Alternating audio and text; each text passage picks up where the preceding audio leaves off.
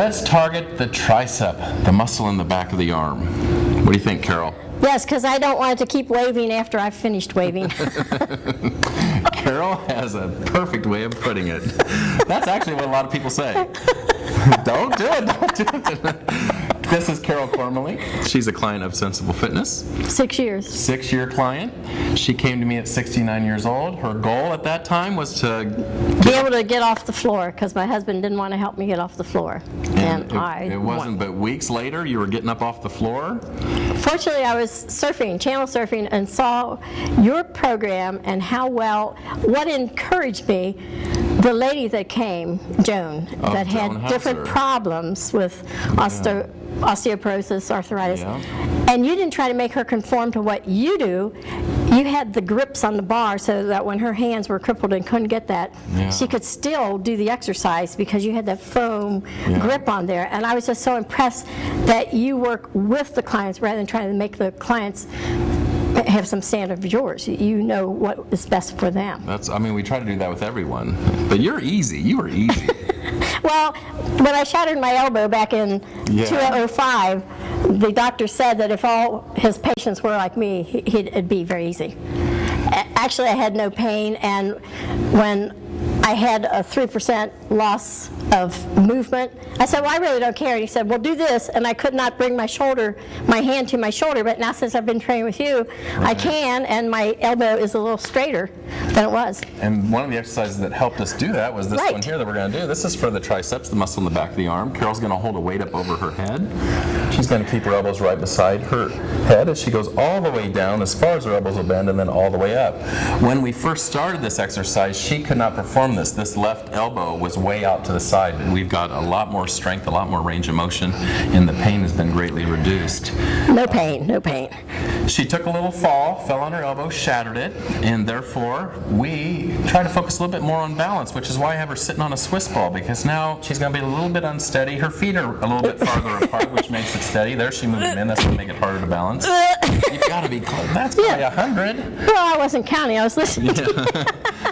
But being on that unstable surface, it's going to kick in a lot of muscles here to help keep her balanced, and that's great stimulation of the central nervous system, because as we get older, we tend to lose our balance. Now, you mentioned Joan. Joan, again, is a client. She had osteoporosis, rheumatoid arthritis, osteoarthritis, and again, she was all crippled up.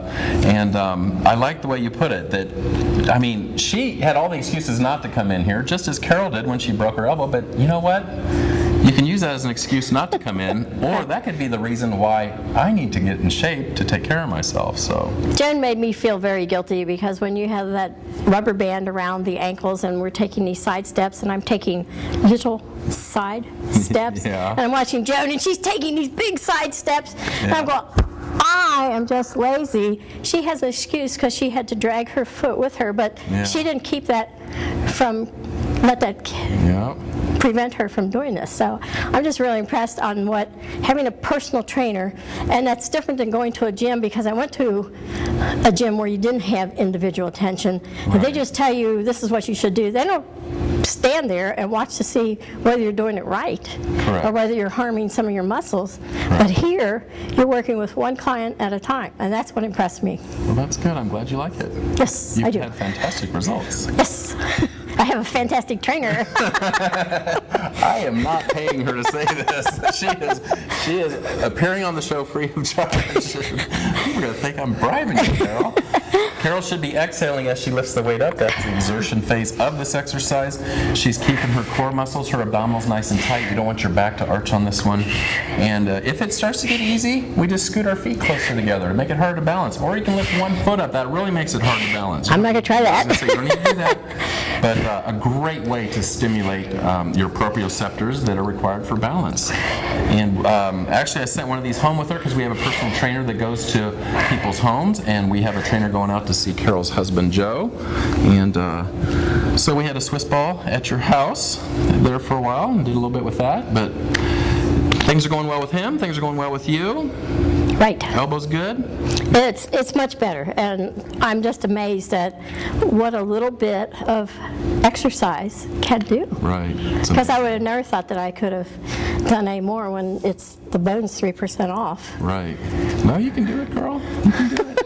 And not only can she get up off the floor at 69 when she started, she could still get off the floor at 75 years old. Take a look at this. Isn't that awesome? You wouldn't believe how many people at 75 years old can't get up and down off the floor to play with their grandkids or do anything, and Carol pops up and down without a problem. It's all about attitude. If you think you can't, you're right. Absolutely. Whether you think you can or you can't, you're right. Yep, either way, you're right. And when I was going, I'm a resource person in Claremont County that I go to the senior centers and give a talk on Don't Act Your Age. And I was saying how you can get off the floor and how you can help yourself get off the floor. And showing them to roll over on their knees, that it's easier to push yourself up if you can't lift yourself up. And they said, oh, I have artificial knees and I can't do that. So at my next place where I was going, I said, of course, if you had artificial knees, you can't do that. And a guy that was 84 years old dropped down on the ground, concrete on his artificial knees, didn't bother him, and he also bent down and touched his toes. So I'm going, wow, attitude makes the difference. So you can use artificial knees as an excuse not to get on the floor, or you can use artificial knees as, you know what, I got new knees, I can get on the floor now. Right. It's all. Right. Carol, I love having you on the show. I love being here. Such wonderful insight. And I did want to say hello to my friend Hugh that saw me on the show. And the other night I went to a Toastmaster meeting at the Bearcat Toastmasters. They're going to be 10 years old next year, and they're already starting to celebrate their 10th year. And he said, are you still going to that personal trainer? And I said, yes, I am. I will not quit. And real quick, she mentioned Toastmasters. If you want to get a hold of Toastmasters, you can do so at toastmasters.org. Toastmasters is what? Tell them what it is. An international organization that is nonprofit, and we teach communication and leadership skills in a comfortable environment. We change people's lives. Teaching them how to speak like me on TV. Right. When I say You're not doing that as much. Well, that's because I'm more conscious of it. You're making me nervous. I used to say all the time. Carol, thank you for being on the program. Thank you.